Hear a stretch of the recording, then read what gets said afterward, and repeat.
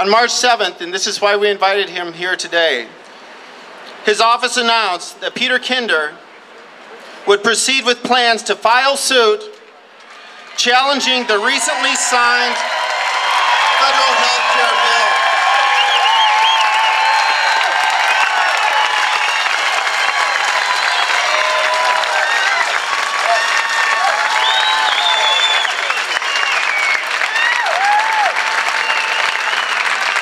The Lieutenant Governor also announced that he will seek private funding for the legal challenge.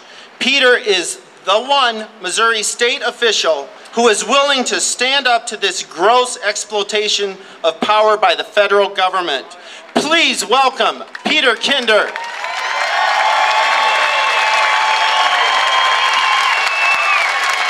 Thank you. Thank you. What a magnificent crowd here at the St. Louis Tea Party. Give yourselves a round of applause.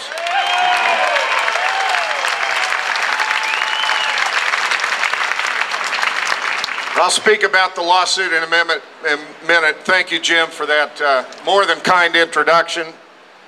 You know what, folks? Over the last 15 months, it has gradually become apparent. Many things have gradually become apparent.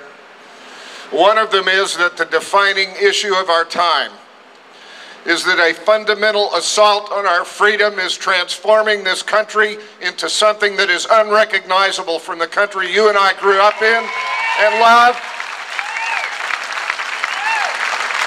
And I for one, am proud to attend so many of these tea parties, none with this large a crowd, to stand with you for taking back our liberty as Americans.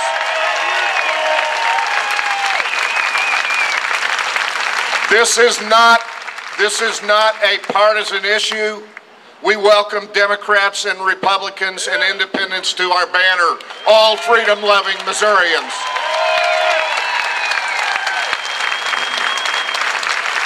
Let me tell you what one of the main defining moments was. Think back to last summer and the wave of town hall meetings that surprised so many incumbents at the message that they were hearing from the rising army of constitutionalists who came out of the woodwork and who rose up from the grassroots to make their case. And I have in mind one in particular. Senator McCaskill held a town hall meeting. Senator McCaskill held a meeting south of here in Jefferson County. I believe it was in Hillsboro. I was in the office and I had the TV on with the sound turned down, but I turned it up to hear this part where a young Marine stood up and challenged her on the Constitution. And she was taking such heat from one speaker after another. She finally, in total exasperation, said to the crowd, "What's wrong? Don't you trust us?"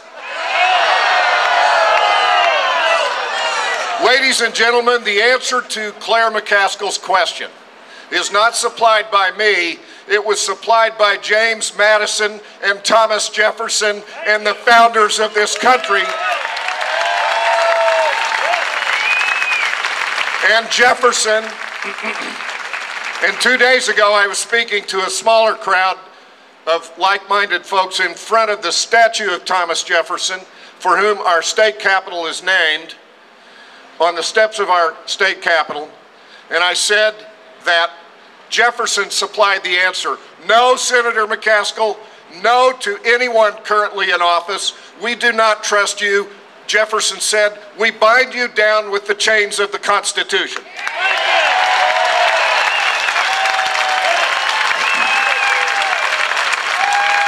And in that regard, and that is what the heart of my lawsuit will be about.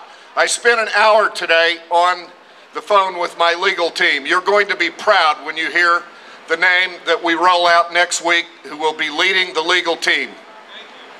We are going to, we believe, allege unique legal constitutional claims that are not being alleged in the Florida lawsuit, and God bless them.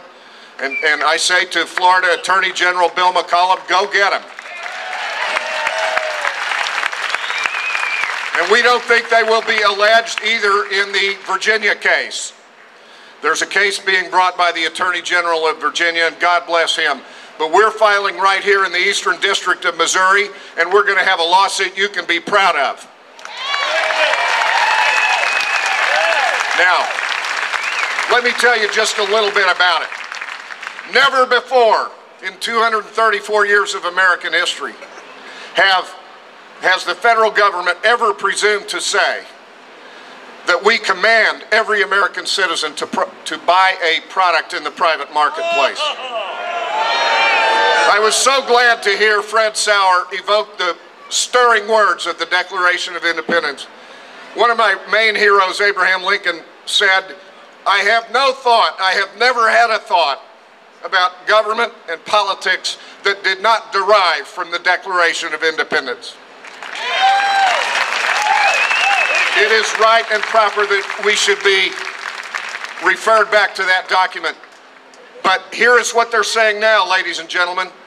The constitutional pretext, phony as it is, for Obamacare is the Commerce Clause to the U.S. Constitution. Now, if Anheuser-Busch buys a load of steel from a Pennsylvania steel company, that is interstate commerce.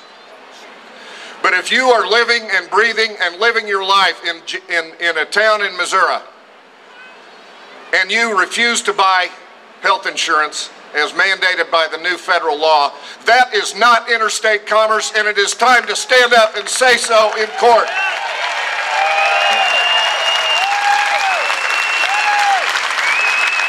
Let me tell you why.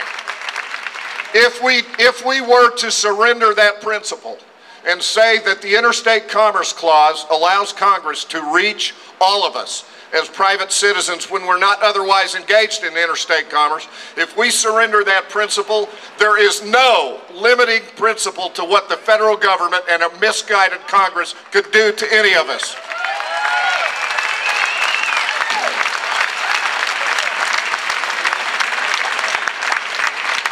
And so I have humbly accepted this responsibility of bringing the lawsuit in the name of Missourians determined to protect our liberty to choose our own health care and make our own health care choices.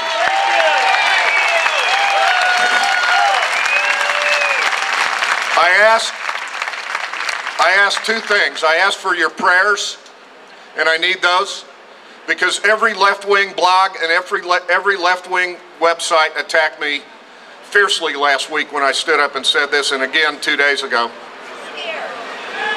And I also have a website. I have a website where you can go, and I'm privately financing this lawsuit, as you heard. Not a nickel of taxpayer money. Thank you.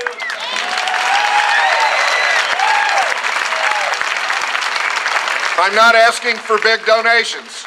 I'm asking for numbers of donations.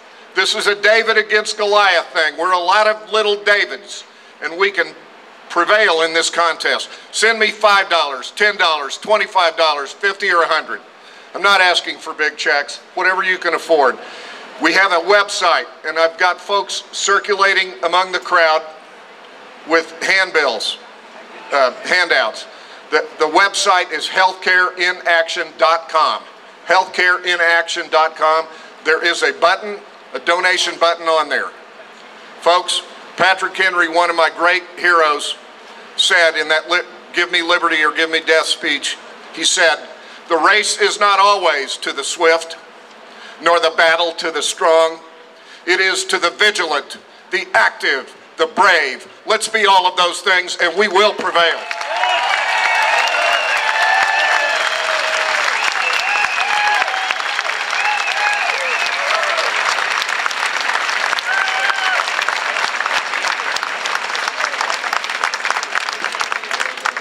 Thank you, Lieutenant Governor. Thank you for your courage and your leadership. We really appreciate it.